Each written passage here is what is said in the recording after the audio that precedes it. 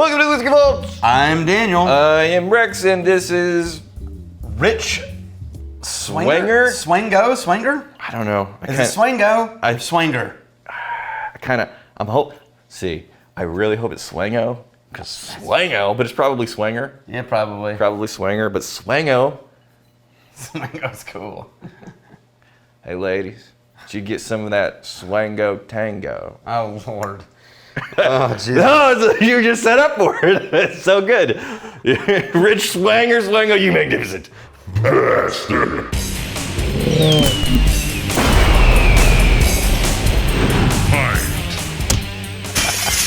All right. Just too far. How you ladies doing? You in here for some Swango Tango? That's terrible. Okay. Ooh. Old St. Pete. This is the St. Petersburg distillery. Yeah. Distilled in, surprisingly, Give me a guess. St. Petersburg. I know. What's with the Florida? I know. I know. Why would you put Florida when it's in St. Petersburg? Really? There's no St. Petersburg in Florida. You got, America's Swango down in the bottom corner of the label. Well, I see Florida, I was like, hey, ain't nothing good coming out of Florida. I know people in Florida. He might be doing the Swango Tango. Mm-hmm. All right, so Old St. Pete Spirits. So this is pot distilled. Oh, we enjoy the pot distilled. Yeah, and this one is their sweet corn whiskey. Yeah. Which in theory means if they're making it actually corn whiskey, 80% corn. You know what? I'm gonna possibly used oak or uncharred oak barrels. I'm gonna be for real. Ready? Yeah. If I put my nose in this, I would have a hard time differentiating. I may get confused. If I was going in blind, I may get confused and convince myself there's some single malt action going on here. I wouldn't think it was whiskey. I would think this was some kind of botanical spirit with a Really? little bit of like a really heavy grain musty funk now. Oh, no, the mustiness, I don't know if I'm gonna go musty. I'm not going musty, I'll tell you, but it is, for me it's still whiskey, but it's an interesting combination of whiskey flavors. Dry. The nose is like a dry dust. But there's, honestly, this is fun because it's kind of confusing. It is. I can't figure this out. I don't know that I've ever smelled this nose before. Can't say that I like it. No, I think I do. But it's weird. You know what it's like for me? And so imagine Irish whiskey and corn whiskey blended. Yeah, but there's a bready note to this that's so There's bready savory. and Irish. There's bready and Irish. Yeah, but this is not shortbread, sweet bread. This is like flat out. I'm taking the bread. Irish. I'm saying the Irish vanilla though. Okay. The Irish vanilla, because I'm getting the vanilla. I don't know, man. There's something in here that I can't pinpoint, and it's not sweet. It's savory. There's a savory, dusty note, dry in here. You that I don't can't like put the my finger nose on at all. I do like the nose very much. Yeah, it's like this, like a simple syrup on a bread, onto some not toasted bread, just bread, and then some vanilla floating in the background. A little bit of that barrel stave. Am I getting the slightest bit of char? It reminds me of a Salisbury note. Like Salisbury steak. Man, you're in like a savory zone right now. I am, but I can't. There's something going on in here I can't put my finger on, and it's driving me nuts. I'm getting more on the baking spice end of things. Anyways, we're like nerding out so hard. Yeah. Trying to pick apart this nose. The point is, apparently this is unique because we're very confused. He doesn't like it. I do like it on the nose. I do like the taste. It's like that's really a dark sweetness That's really nice. with an afterwards kind of slight savory note. This makes me really want sushi Okay. for some reason. Okay. It's not sushi though. No, but it does have that weird combo of slightly sweet soy with savory soy with the... I gotta tell you, the soy note, you keep throwing down the soy note, and I'm not picking up the soy note. It's only the last few. There's a savory thing that you're getting that I'm not getting.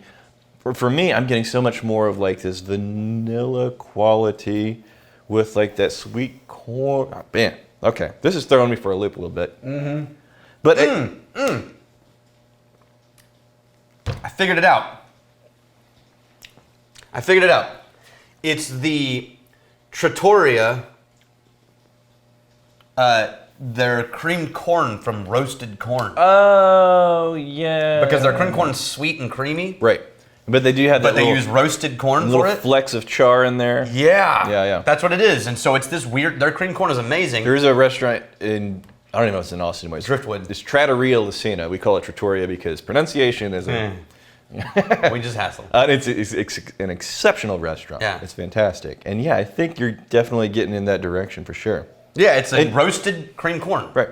And I don't, as much as we're getting kind of like thrown for a loop, I don't think we've given enough credit to how much this isn't like weird, challenging, hard flavors. This is a sweet whiskey. No, it's just on the taste. Unexpected in every direction. Yeah, on the taste, it's a sweet I whiskey. figured out why I thought Salisbury. Because when I was just out of the house and couldn't afford anything, I would regularly buy like the Salisbury Estate corn combos in the frozen food section. Oh, yeah. And it was basically cream corn. And that's what I'm remembering. Were you the Marie Callender's? Either that or Hungry Man. Hungry Man? All right. Yeah. Marie Callender's does good frozen food. The restaurant is terrible. They had this chicken cordon bleu when I was a kid. It's the best thing in the world. It's phenomenal. They discontinued it. Of course they did. It was so good. Of course they did. Yeah. All right. Anyways, took a weird turn. Marie Callender's. Now I want to talk about Budget Gourmet. I know. And their lasagna. Yeah.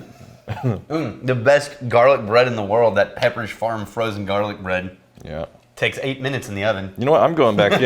I'm just getting a little bit more. It's the cream corn. It really is. It's roasted.